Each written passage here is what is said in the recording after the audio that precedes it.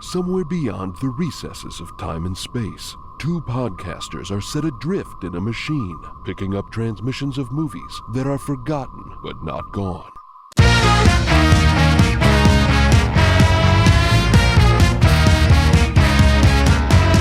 Welcome, everyone, to Movie Memory Machine 5, the only series where we bring you 5 films thematically related to the movie we are talking about this week. And Truman, I have got some films that I think, last time we talked about Gretel and Hansel, and it was a slew of films I loved, I think I've got a slew of films that you will love if you haven't already seen them. I can't wait to have a bunch of movies that I love recommended back to me. That is my favorite kind of content tailored to me and my wants. Who needs an algorithm? I've got Landen.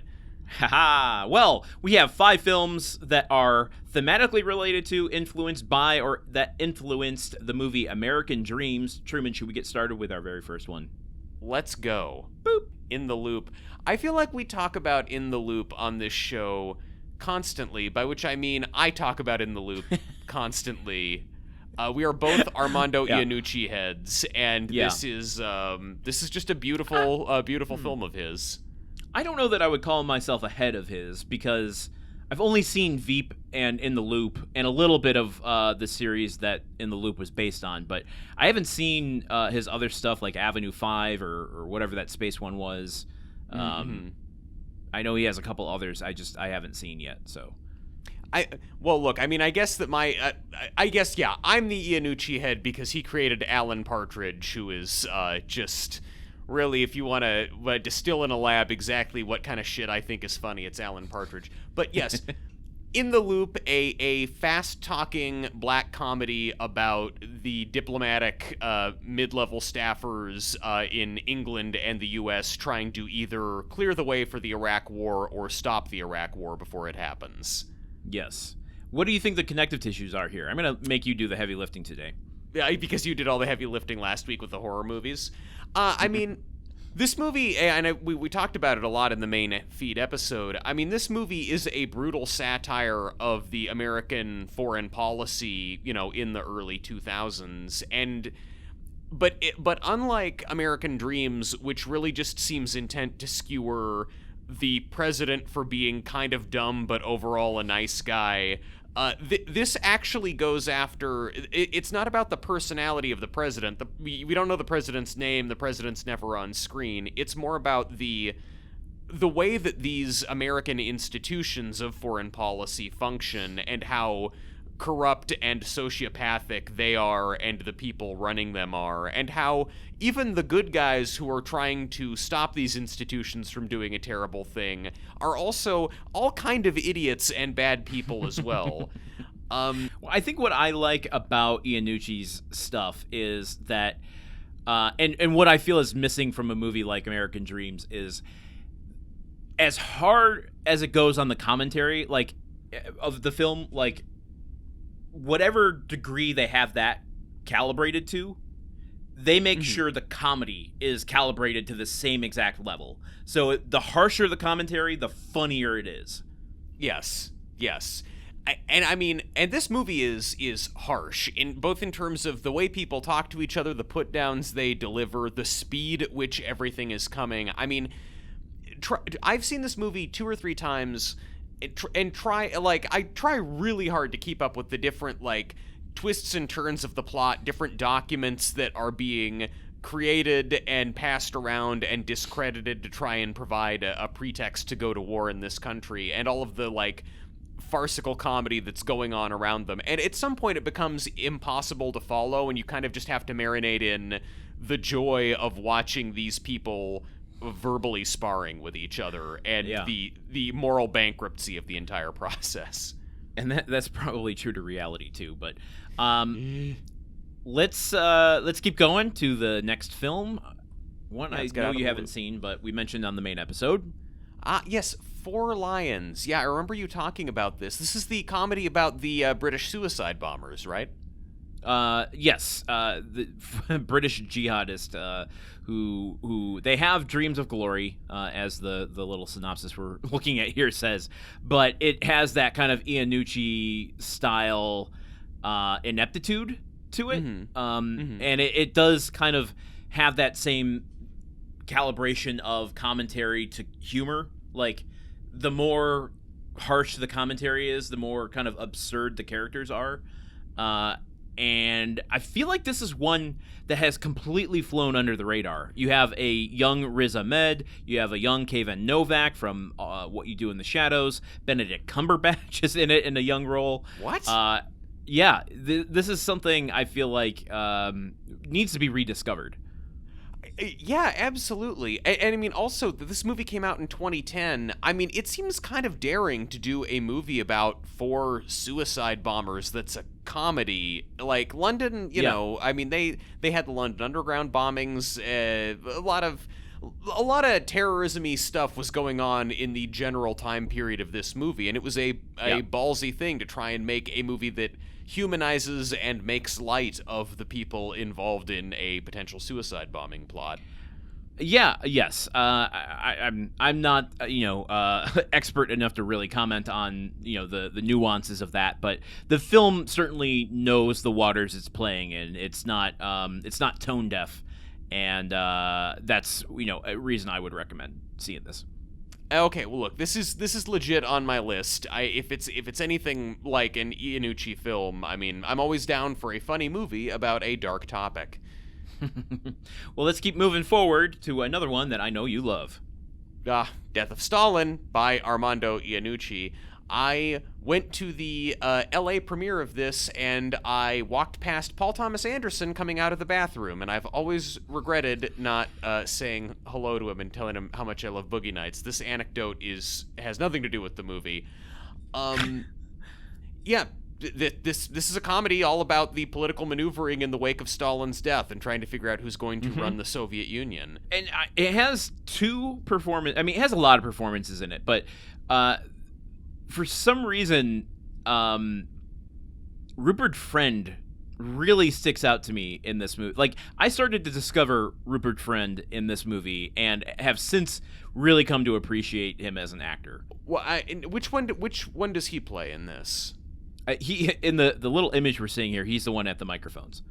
Okay, so he's not Zukov. He's not the one with 1 million medals on his no, on that's his uniform. Jason Isaacs, who I also appreciate. But yeah. Another thing that I love about this movie is that they have all these British and American actors, and it was very much like, don't do Russian accents. It's fine. Yes. So you've got Steve Buscemi playing Leonid Brezhnev or whatever, and it's just like, I don't know what we're gonna do about taking over Russia. Yeah, Rupert Friend is the one. Is he the brother or cousin of Stalin? I do not directly remember the Okay. I've only seen this once, and it was on the big screen. I just remember, look, this is very much a very much in the same vein of In the Loop, and it is such a much more effective satire than American Dreamz that it is almost wild to have it in the in the same category. Although I do think it is a this is a satire of leadership. Really, yeah. And specifically of the kind of cowardice and groupthink mentality that emerges among people who want to be the top dog and the leader. Like, this is a much better skewering of stupid leadership than the character in American Dreamz who just kind of is clueless. And I guess the last thing I'll say here is that I hadn't seen Michael Palin in a while, and it was nice to see him. I feel like he pairs very well with the Iannucci style, and it was just nice to see him. Yeah, a couple of dry British guys really work well together. All right, let's keep moving.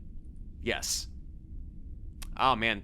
Thank you for smoking. I'm interested to see how this movie plays now versus how it played in 2005, 2006.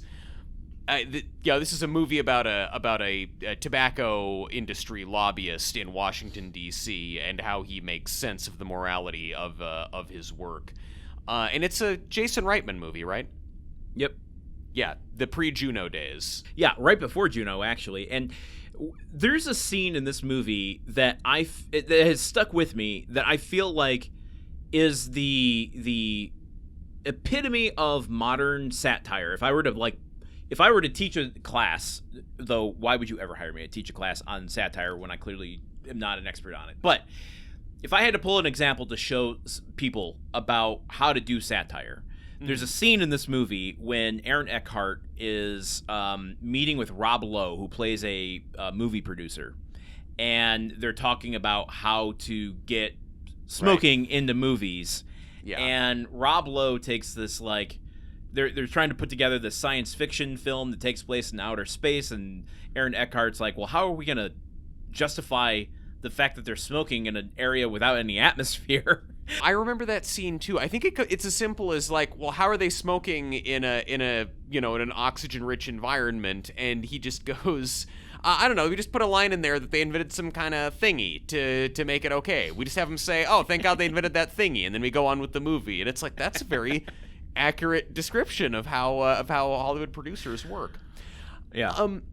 I think, I think part of why I have some trepidation about revisiting this movie is I think that it takes a certain kind of South Park bro irreverence and like all of the people who all of the anti-smoking forces in the movie are kind of presented as moralizing scolds a little bit, whereas in fact it's actually pretty smart to be opposed to smoking as a like public policy person. Like they have William H. Macy in this movie playing a kind of Bernie Sanders-esque senator who's super anti-smoking, and they kind of go out of their way to like show Aaron Eckhart running rings around him and making him kind of sputter and look like a dork up there on the dais. Yeah. And it's like, well, I mean, he's not wrong to be really mad at you for like trying to get kids hooked on cigarettes. Like that's an objectively bad thing. Like I know the movie's taking this sort of like, there is no right or wrong or good or bad and everything in moderation take. And I just don't know if that flies as much today.